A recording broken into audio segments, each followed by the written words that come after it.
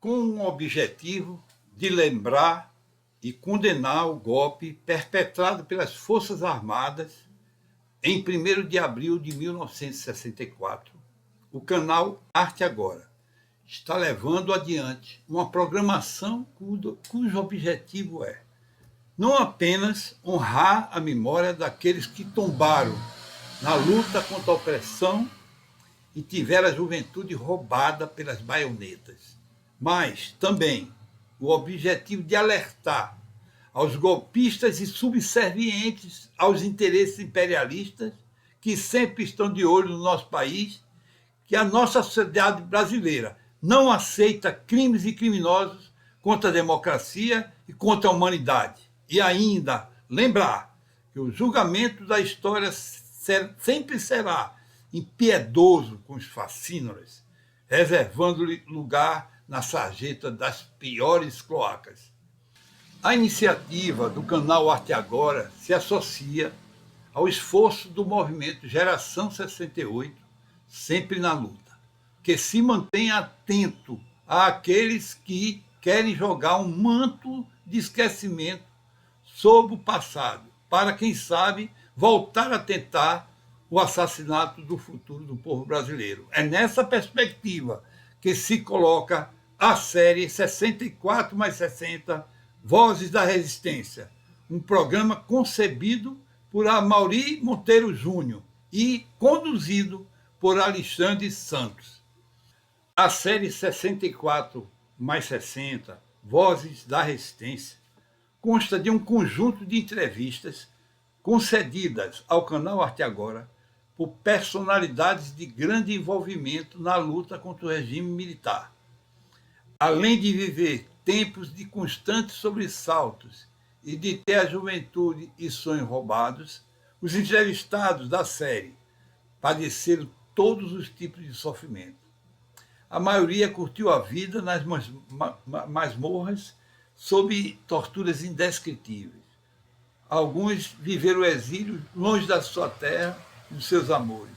E todos perderam companheiros, amigos e parentes para a truculência do regime militar, o qual, diga-se de passagem, contou com o apoio e o suporte da grande imprensa, do governo dos Estados Unidos e de empresários inescrupulosos. Hoje, a série 64 mais 60, Vozes da Resistência, apresenta a entrevista concedida pela psicanalista Ivaniza Teitelhoit Martins ao escritor Alexandre Santos. Ivaniza Teitelhoit Martins é psicanalista, cientista social e gestora pública federal, esposa do jornalista Franklin Martins, que em 69, em conjunto com Cid Benjamin, idealizou o sequestro do embaixador dos Estados Unidos, Charles Elbrick, levado adiante em ação realizada em parceria com militantes da Ação Libertadora Nacional, ALN, e do Movimento Revolucionário 8 de Outubro, o MR8. Ivaniza Teitelhoit Martins é autora de vários livros, inclusive Psicanálise, uma experiência do inconsciente. Integra o movimento Geração 68, sempre na luta. Vamos à entrevista.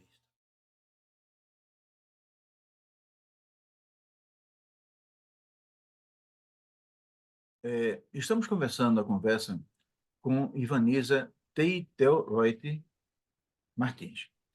Ivaniza é uma mulher de sucesso, que teve uma participação muito importante na resistência ao regime militar. E a gente vai ver exatamente a trajetória de como uma jovem ingressou no movimento de resistência ao golpe e conseguiu atravessar os tempos, fazendo uma construção muito grande. Então, a Ivaniza ela foi importante lá atrás e também na história mais recente do país.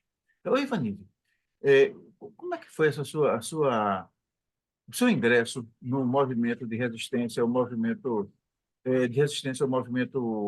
militar? Como foi o que foi que atraiu aquela jovem, Ivaniza Teitelhoit, Martins, lá atrás, a ingressar na resistência.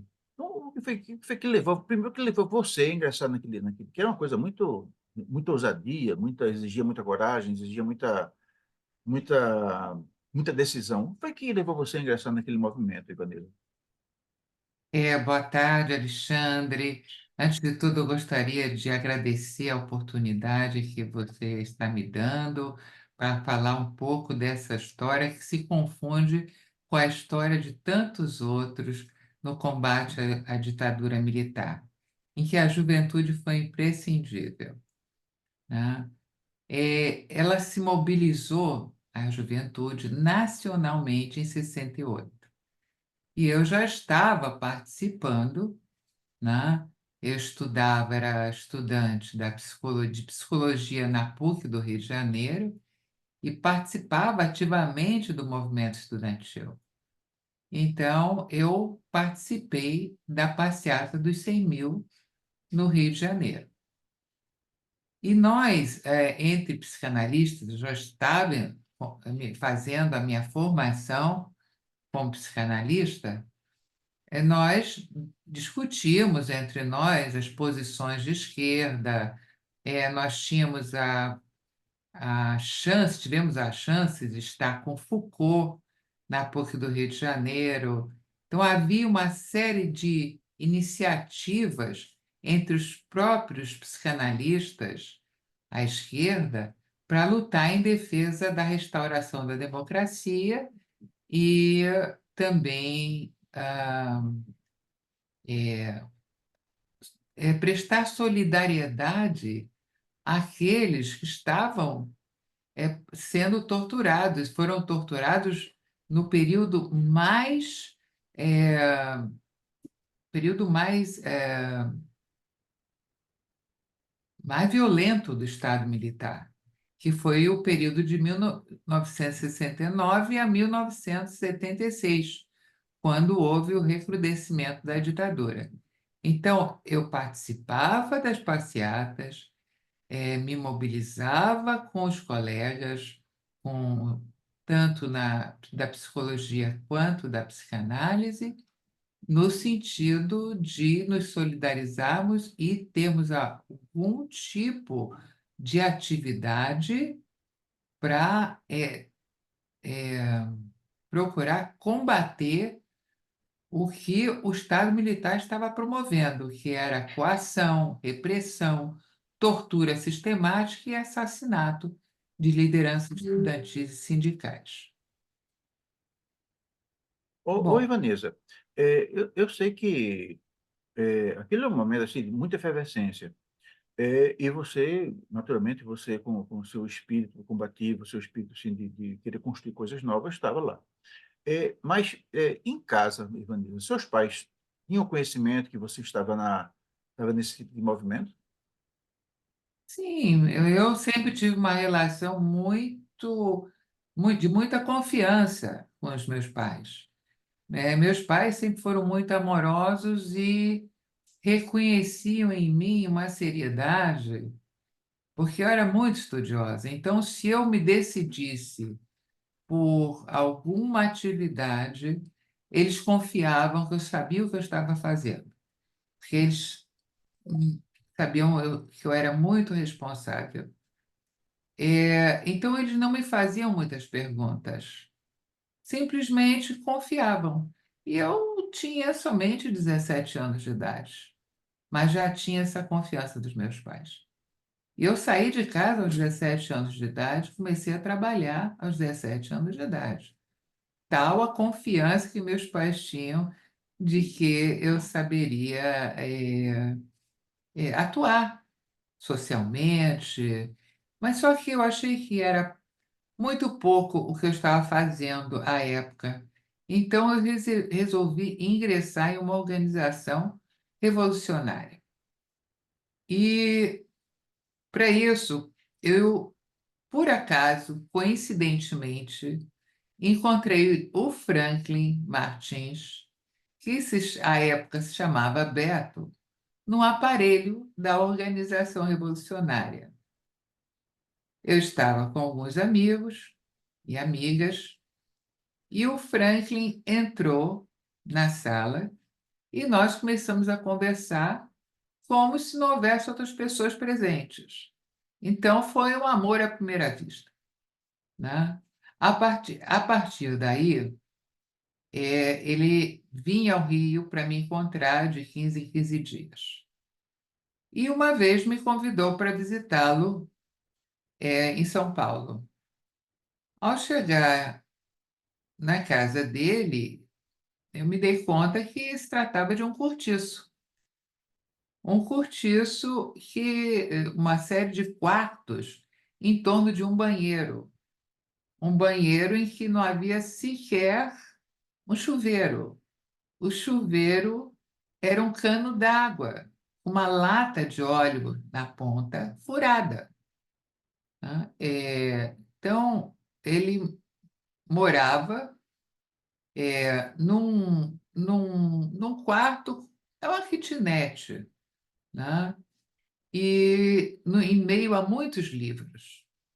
Só que estando lá com ele, ele teve um sonho e eu, como psicanalista, interpretei o sonho. E ao interpretar o sonho, eu disse: bom, se você está com o olho fechado e um olho aberto no sonho, possivelmente tem coisas que você não me conta. E aí ele contou quem era. Contou quem era, a história dele, e aí eu me lembrei dele na passeata dos 100 mil. E ele me pediu que não falasse mais o nome dele.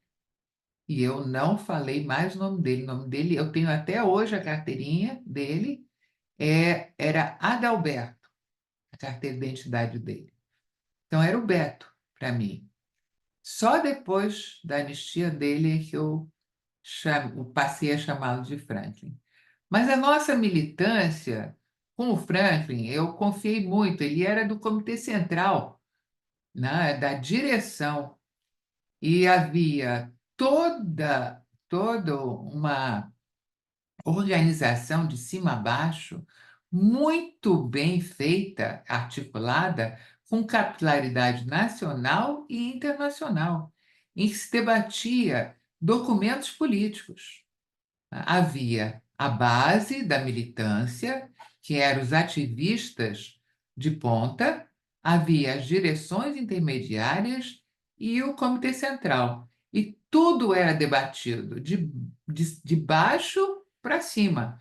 Quando chegava ao Comitê Central, a direção, eram tomadas as decisões nacionais e internacionais, porque haviam também os exilados que pertenciam à organização, e para quem nós levantávamos finanças para se manterem no exílio. Então, a militância, a minha militância, eu tive uma militância em que eu pude me manter na legalidade e a outra na clandestinidade. Então, eu continuei fazendo mestrado em psicologia na PUC de São Paulo. Pois não.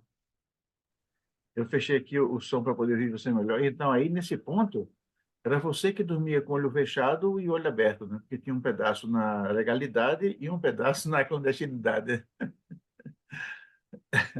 Sempre. Você sabe, eu tenho que contar como é que nós tínhamos o nosso jornal.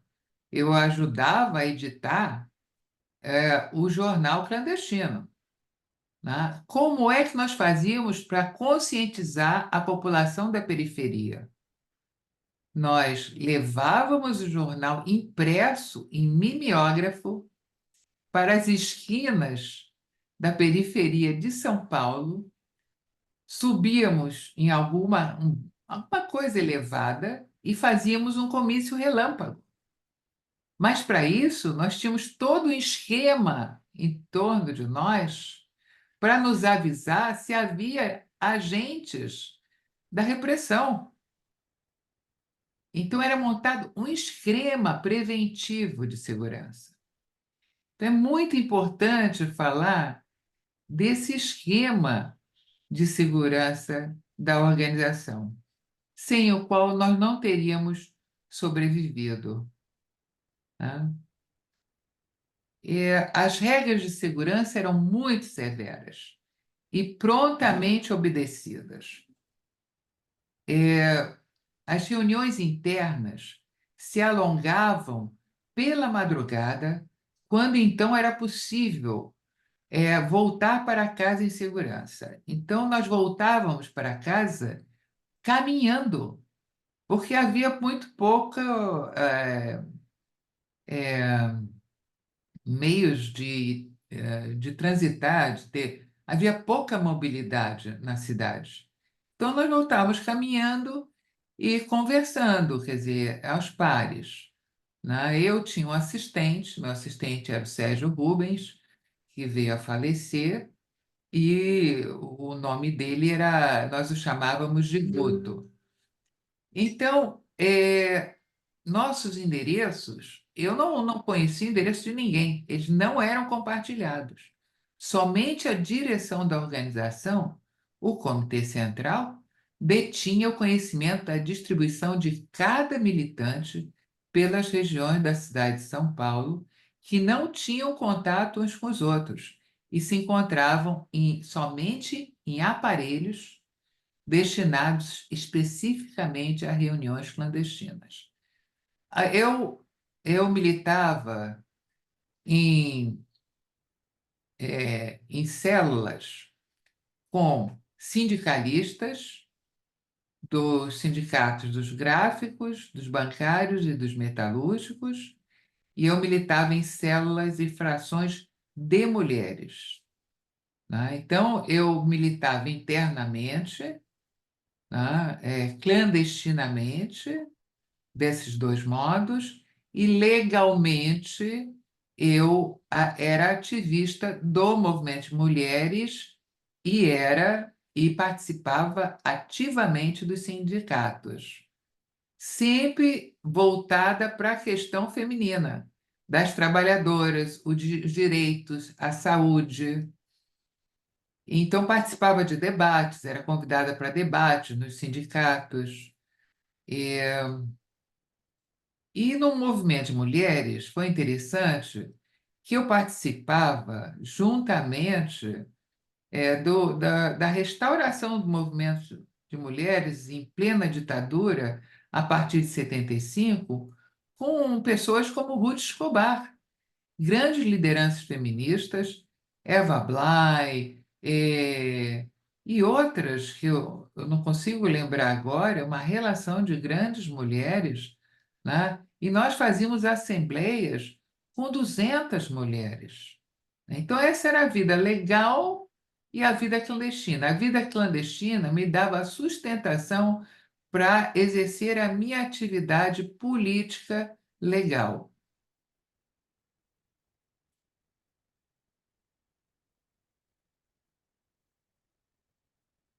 O que mais você gostaria de saber que Não, eu posso? bem, era um período, isso aí nós estávamos vivendo, então, 1974, mais ou menos, ou Sim. 75, né? Isso era o governo Geisel. Falam que o governo Geisel foi o governo, assim, talvez o que mais repressão fez de forma silenciosa. Alguns companheiros que eu entrevistei se referem à determinação que a repressão tinha naquela época de não trazer sobreviventes, né? Quer dizer, as pessoas deveriam ser abatidas, os guerrilheiros, os militantes, os esquerdistas, os inimigos, deveriam ser, em caso de um confronto, deveriam ser abatidos e não trazidos e, naturalmente, isso aumenta, é natural que esse tipo de informação tivesse chegado às bases dos movimentos de resistência, e isso provavelmente despertou algum tipo de receio e de medo. E eu queria saber do seu sentimento pessoal naquela época, ao saber que toda vez que saía de casa que haveria algum tipo de perigo e que o retorno à casa nem sempre era garantido. Eu queria saber o seu sentimento pessoal, Ivanisa, com relação a a perspectiva, a possibilidade de alguma coisa mais séria de acontecer. Com você e com o Franklin. Não, eu tinha consciência do risco que nós corríamos, porque o período do Geisel foi um período de invectivas violentas do Estado militar, né, em que as pessoas eram mortas, desapareciam. Inclusive, nós tivemos na DI, que era o MR8, né, que foi a dissidência do Partido Comunista.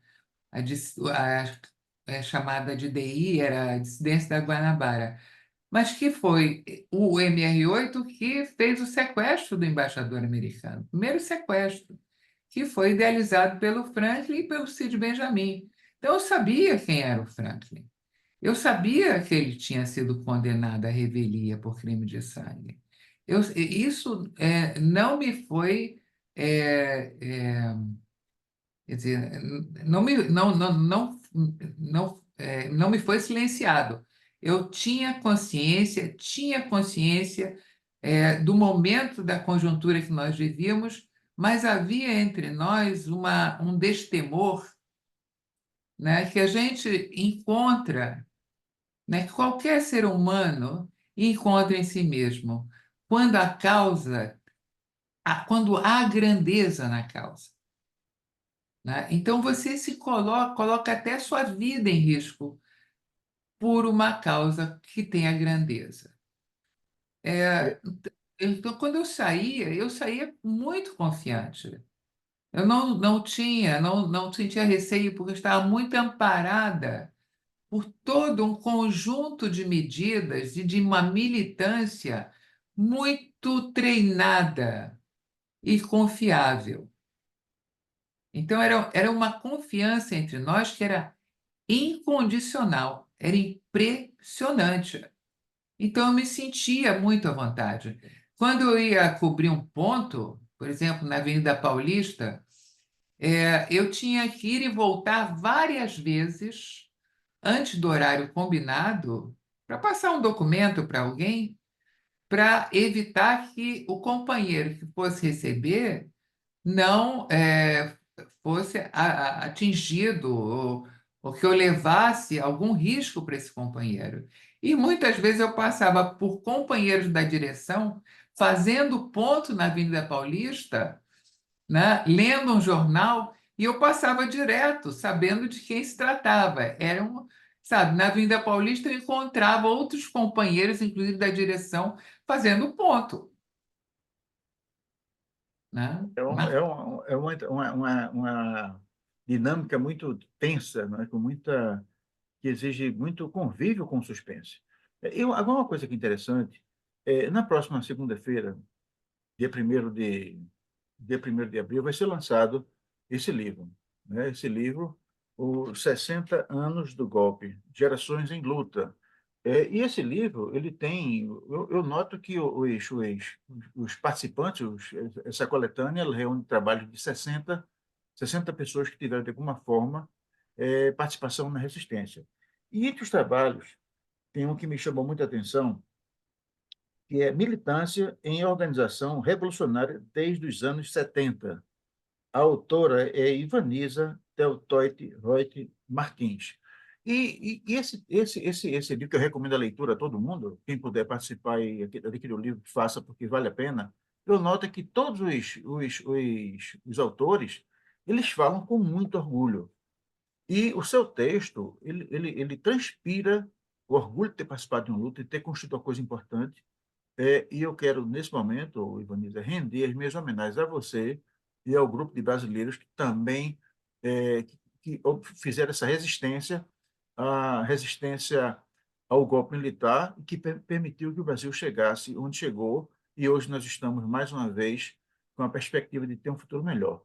Mas a Ivaniza não parou ali, né? A Ivaniza, ela teve uma participação densa, uma participação intensa, mas o tempo passou, a violência do golpe arrefeceu, e nós chegamos à abertura. Aí eu queria, Ivaniza, que você falasse para a gente um pouco o que foi que aconteceu com a Ivaniza Martins depois daquele período. Eu sei que você teve uma participação muito grande na construção do Brasil que nós vivemos. Eu queria que você comentasse um pouco sobre isso. Bom, Alexandre, eu agradeço a você por me dar essa oportunidade. Porque, claro, eu continuei na luta, né? Por isso o título do artigo. E eu agradeço muito por você ter lembrado do livro, Os 60 Anos do Golpe, Gerações em Luta, organizado pelo Francisco Calmon, né? Nós agora vamos ter os lançamentos, lançamentos nacionais, né? No Rio de Janeiro, o lançamento será no Museu da República, no dia 1º, e no NEP do Rio de Janeiro, NEP da UFRJ, na Praia Vermelha, em que estarão presentes mulheres como Ana Miller, na mesa Mulheres e Ditadura, eu vou estar ao lado dela, ditaduras na América Latina, com Kunka Bocaiúva, Javier List, e a terceira mesa vai ter a presença de Beth Mendes, Luiz Barreto, Luiz Carlos Barreto, Silvio Tendler. Então, são alguns daqueles que vão estar presentes e vão falar desse período, e nós vamos poder falar do livro, né? Então, para mim é uma honra ter participado, ser uma das autoras desse livro. Agora, em resposta ao que você me perguntou, eu te digo o seguinte: eu fui trabalhar como copydesk na Câmara Municipal do Rio de Janeiro, em 82. E ali eu fui eleita a primeira presidente da Associação dos Funcionários da Câmara Municipal do Rio de Janeiro, inclusive aprovada unanimemente até pelos vereadores. Os vereadores da Câmara votaram em mim. Eu fazia muitas assembleias com 300 funcionários. Era um momento difícil, nós estávamos dialogando com o Brizola, o período do governo Brizola. Oi, Vanessa, é, vo- é, você, você tem uma líder que mora no seu, uma liderança corre no seu, nas suas veias, faz parte do seu DNA. E aí, uma perguntinha, era mais fácil fazer essa militância na Câmara de Vereadores, enquanto uma líder mulher, ou, ou, ou levando carreira da polícia nos tempos nos tempos Como é que era a diferença? Você devia sentir uma diferença. Bom, eu já posso falar, estou garantido, ninguém vai correr em mim, ninguém vai dar... Era muito diferente, assim, a sensação de líder num tempo de, vamos dizer assim, num tempo de normalidade do que num tempo de Olha, crise. era impressionante, você não sabe, você não tem ideia que você é uma liderança. Acontece, as pessoas vão se unindo em torno de você e você não tem compreensão do que motiva aquelas pessoas a estarem em torno de você. Então, nós estávamos dialogando com o Brizola.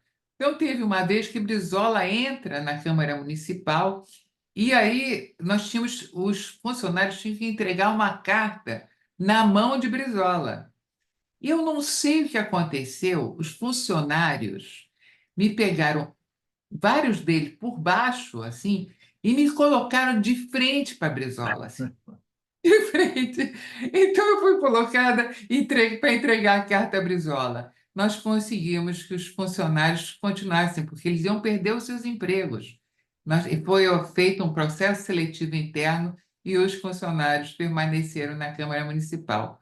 Então, em 84, nós saímos em passeata no movimento Direta Já, saindo da Cinelândia até a Candelária, com os vereadores atrás de nós, todos os vereadores de braços cruzados atrás de nós, servidores, e eu carregando a faixa do movimento Direta Já. Isso aí acontecendo, e as pessoas jogando papéis, panfletos. Você olhava para cima, descia aquela quantidade de papéis, sabe? Era uma. Você participar, você se sente parte de toda aquela mobilização. Então, essa participação, para mim, é que é o mais importante, poder participar coletivamente. E aí, depois disso, o governo cubano me convida para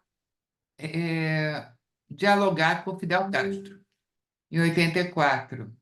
Então, eu componho uma delegação de 30 brasileiras num congresso em Cuba de mulheres da América Latina e do Caribe. Éramos 300 mulheres.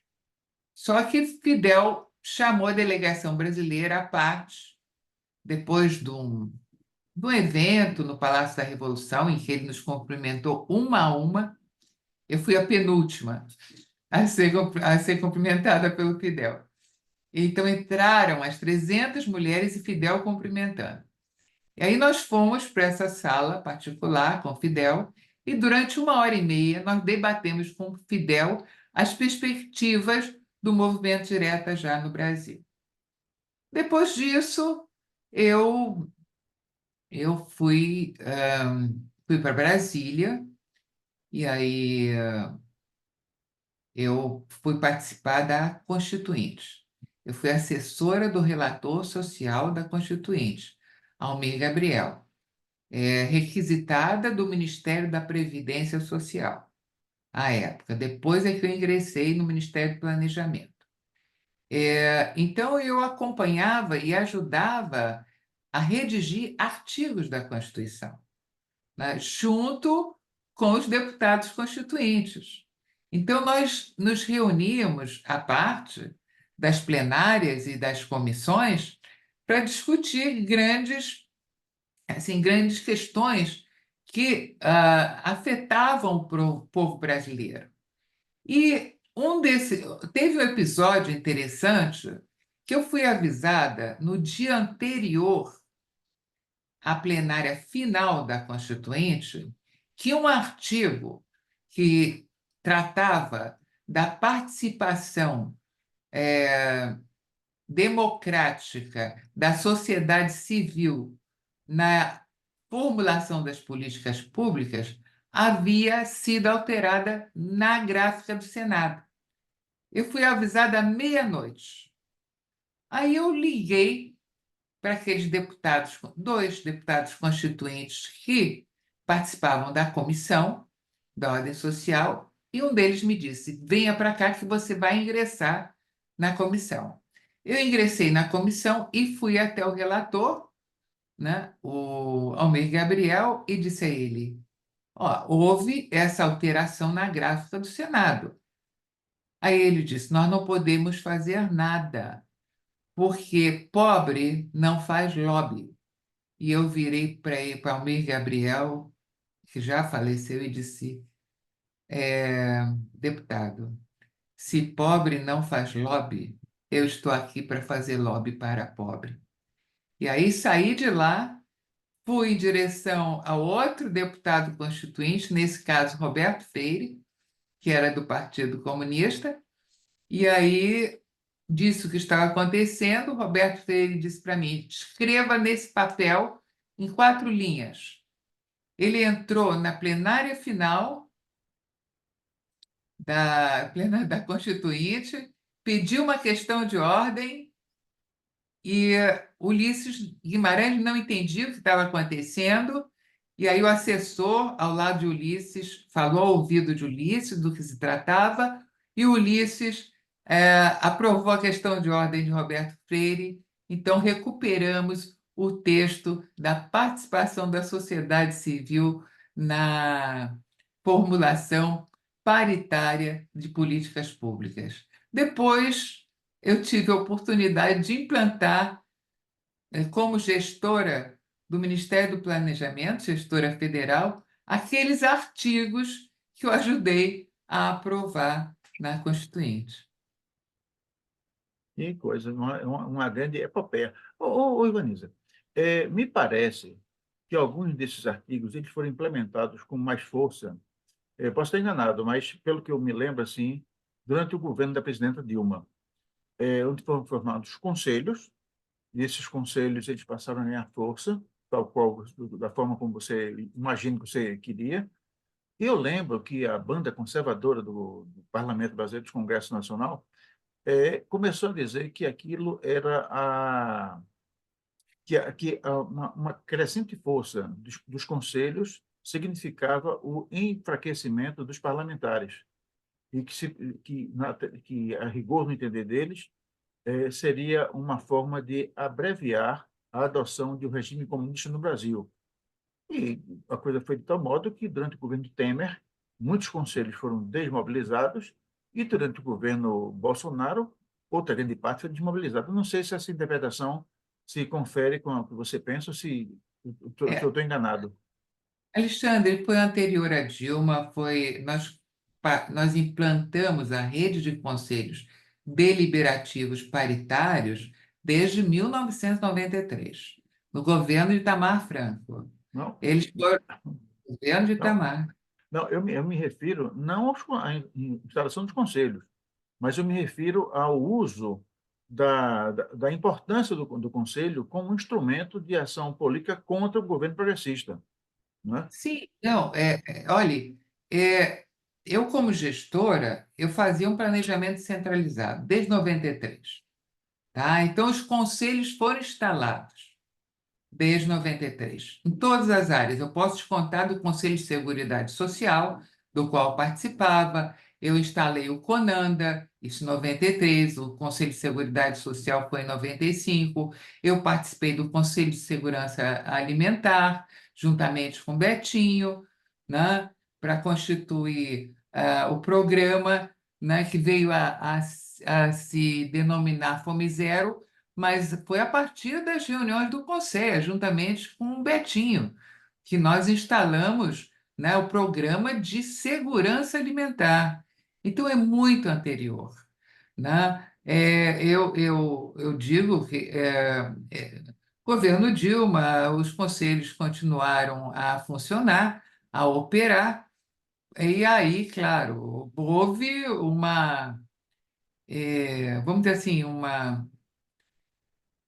um encontro ou um desencontro, né, entre a história da Dilma, que pesou muito, porque a minha história eu não ficava contando nos governos. A minha história, agora eu estou contando, né? Agora eu estou tornando a minha história pública. Eu nunca escrevi um livro sobre a minha militância, agora eu estou falando da minha militância. Eu procurava ser o mais discreta possível, assim como o Franklin. Nem para os nossos filhos nós contávamos sobre a nossa militância.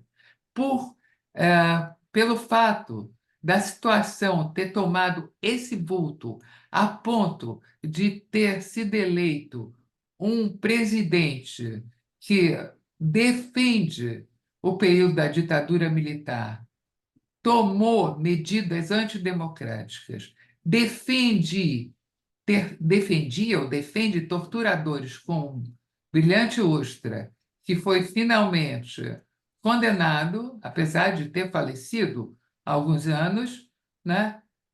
Nós não tivemos outra opção senão expor a nossa militância e expor o nosso compromisso, com a sociedade e o povo brasileiro.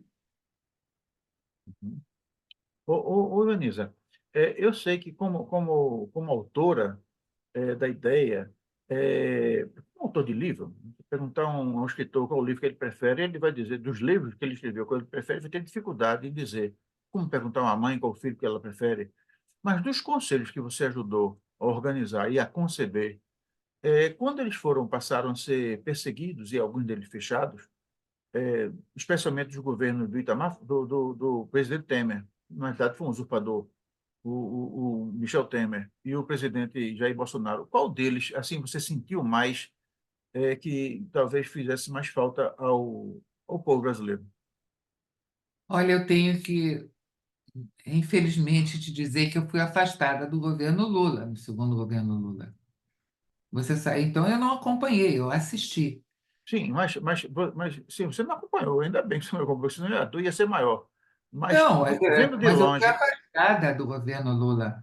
Eu fui afastada por conta da implantação da base de financiamento da Seguridade Social. Eu fui afastada porque eu, como representante da presidência da República no governo Lula, eu participei em 1900 em 2007 do Fórum Nacional de Previdência Social e eu me aliei às centrais sindicais.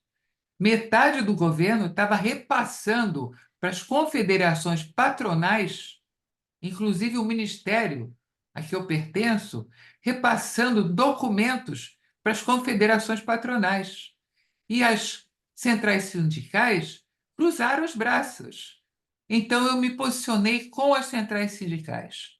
Nós conseguimos reverter o resultado do Fórum Nacional da Previdência Social. Mas, quando eu voltei à Casa Civil, a minha chefia direta me disse: a sua posição é a posição de Amir Cair, que foi secretário da Fazenda de Erundina. Disse: você tem 4 dias para sair da sua mesa. Só que a posição de Amir Cair era a nossa posição, a posição de quem defendeu ao artigo, os artigos 94, 194 e 195 da Seguridade Social. E o que eu estava defendendo era a base de financiamento da Seguridade Social. Então, nesse momento, por conta de um acordo com as patronais, houve uma inflexão, é, vamos dizer, social-liberal do governo Lula. O social-liberalismo é um derivado do neoliberalismo. Ionisa, vamos dizer assim, essa sua saída do governo coincidiu com o início do movimento da então senadora é, é, Heloísa, Não, não. De não, né? forma alguma, de forma alguma. Você sabe que eu fui atingida também pela revista Veja. Fui atingida pela revista Veja porque eu estava trabalhando na liderança do governo no Senado. Entende? O que eu fazia lá? As reuniões de pauta, nós dávamos pareceres sobre todos os projetos que iriam à votação na semana. E eu trabalhava com assessoria técnica, como assessora técnica, requisitada ao Ministério do Planejamento. Então, eu estava em plenário defendendo e conseguindo a aprovação, junto com o Paulo Paim e Mercadante, do reajuste do salário mínimo segundo o PIB. Meu parecer de 15 páginas foi aprovado, ele circulou pelo plenário. Quando Heloísa Helena recebeu esse meu parecer na mão, ela ria. Ela tinha feito em plenário uma aliança com o Antônio Carlos Magalhães. Então, não tem nada a ver com Heloísa Helena. Mas é na mesma época, não, né? Não, a questão da Heloísa Helena foi anterior. Foi Eu estou anterior, não? falando de 2007. A questão da Heloísa Helena foi sobre a previdência do funcionarismo público. Eu estava defendendo, em 2007, eu estava defendendo a previdência social, a base de financiamento da Seguridade Social que permitia a gestão de 3 políticas: saúde, que está enfrentando dificuldades porque também perdeu sua base de financiamento, assistência social e previdência social. Eu estava defendendo a previdência social e os aposentados da previdência social.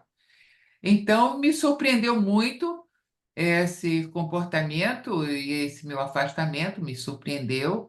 Acredito que o Lula não tenha tido conhecimento, nem a própria Dilma tenha tido conhecimento do que, enfim, desse meu afastamento, mas aí eu não pude estar presente internamente no governo, na administração pública federal, né? Mas eu fiz o que era possível, o que estava no meu alcance.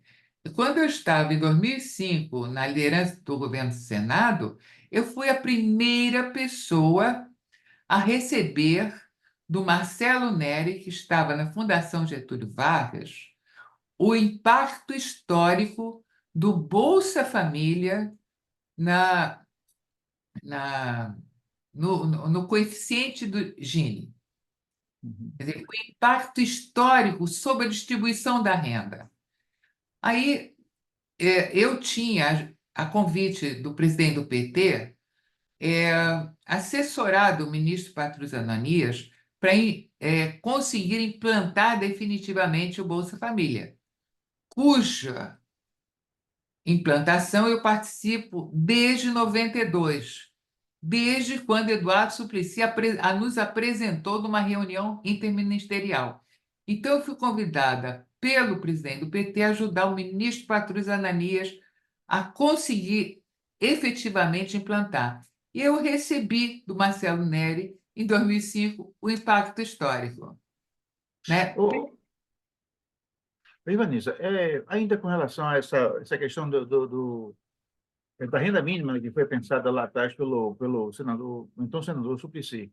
Eu lembro que o projeto que ele apresentou, ele foi aprovado no Senado Federal, me parece que com um único voto contrário, que foi do Espiridião Amin. Enfim, né, mas está lá, está aprovado, mas não sai do canto.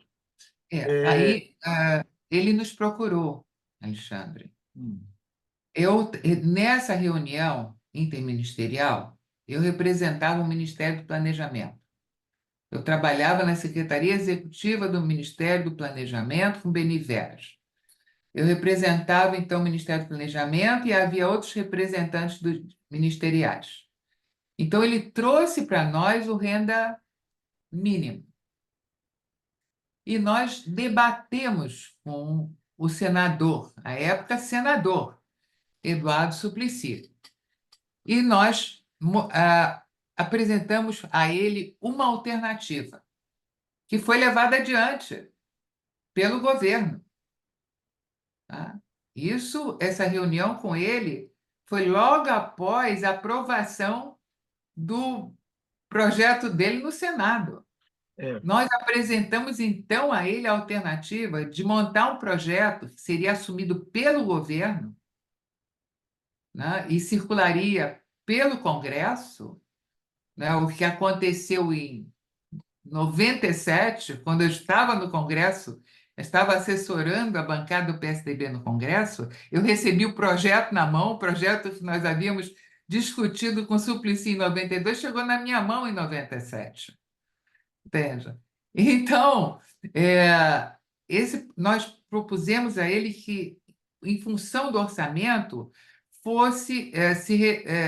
o projeto se restringisse aos segmentos de crianças e adolescentes até 15 anos, com as condicionalidades exatamente do Bolsa Família, de atendimento de saúde e frequência à escola.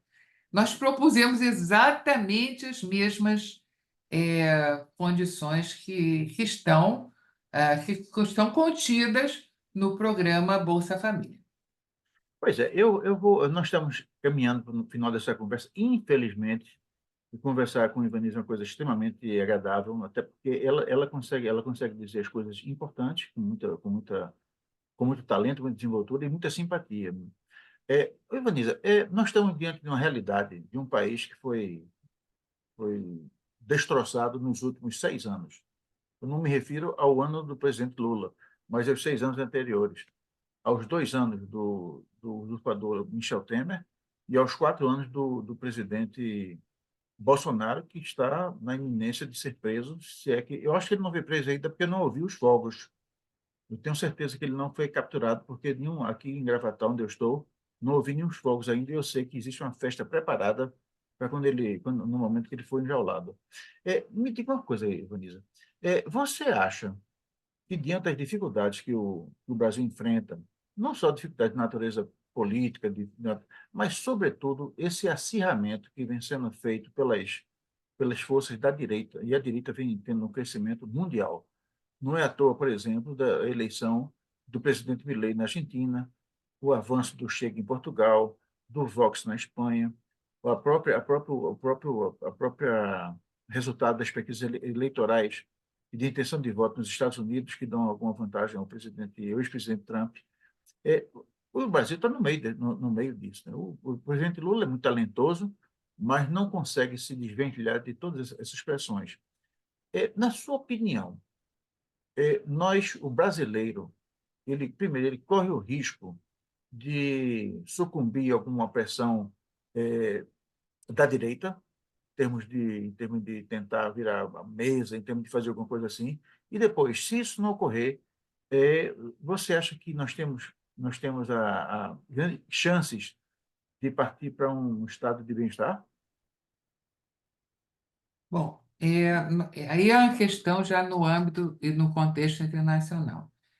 E essa crise, nós estamos passando por uma ruptura de uma série de paradigmas internacionalmente. É uma nova conjuntura, diferente da conjuntura anterior, desde 64 e os anos a Constituinte, em que havia uma unipolaridade. Hoje em dia, a conjuntura é multipolar. E é interessante falar das posições do ex-presidente, cujo nome eu não pronuncio, e do atual presidente, e da diferença deles no contexto internacional, né?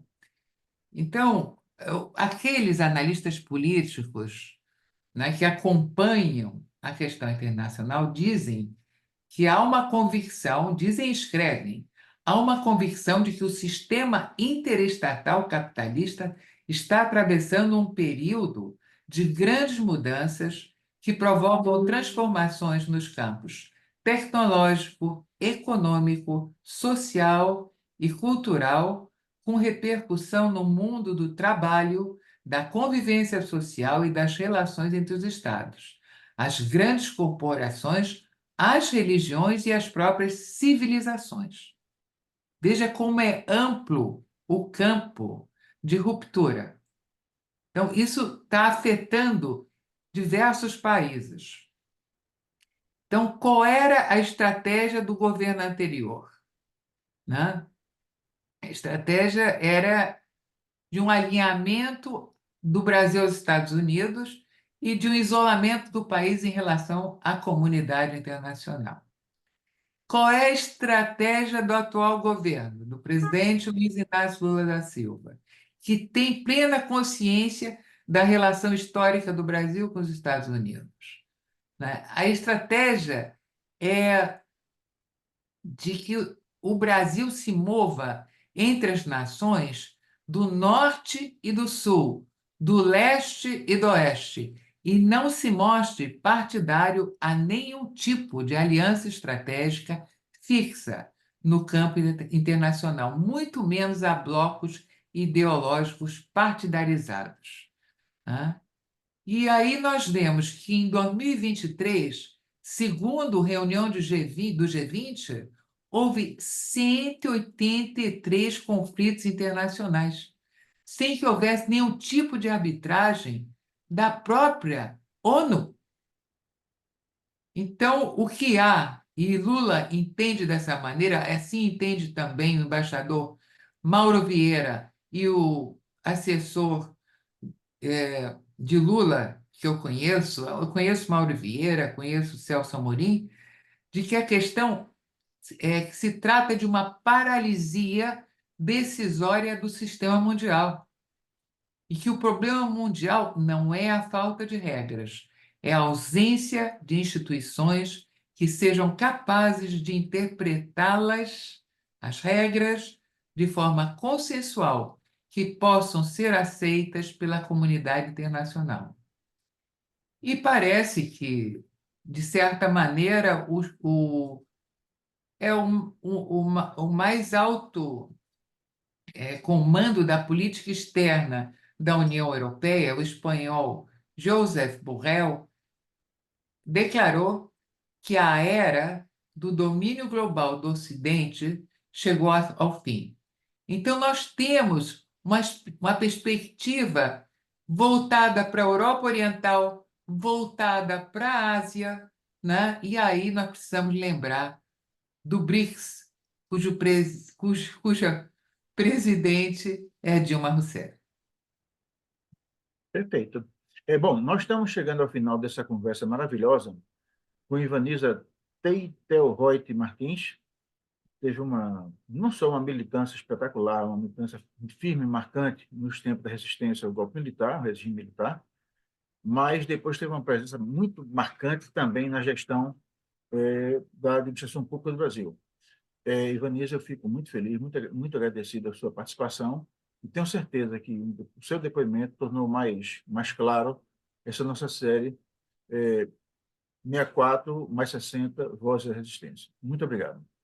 E olha, eu que agradeço muito o convite de vocês. E gostaria de dizer que eu me sinto muito honrada em ter sido entrevistada pelo presidente do Clube de Engenharia de Pernambuco. Parabéns Obrigado. pelo trabalho de vocês. Muito obrigado mesmo. Muito obrigada, hein? Um abraço.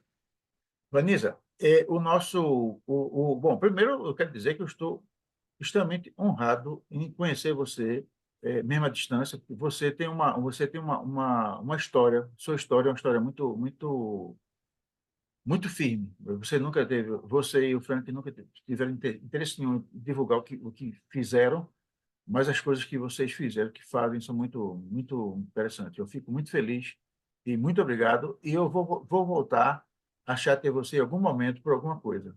Tá Não, certo? vai ser um prazer sempre. Eu que Obrigado. agradeço. Até Até mais. logo. Tchau, tchau. Tchau, tchau. E olhe, eu acertei seu nome. Não sei se você Acertou. não foi? Que quer dizer Tâmara Tâmara Vermelha. Vermelha. Isso eu decorei também. Só dá no Egito. Tchau.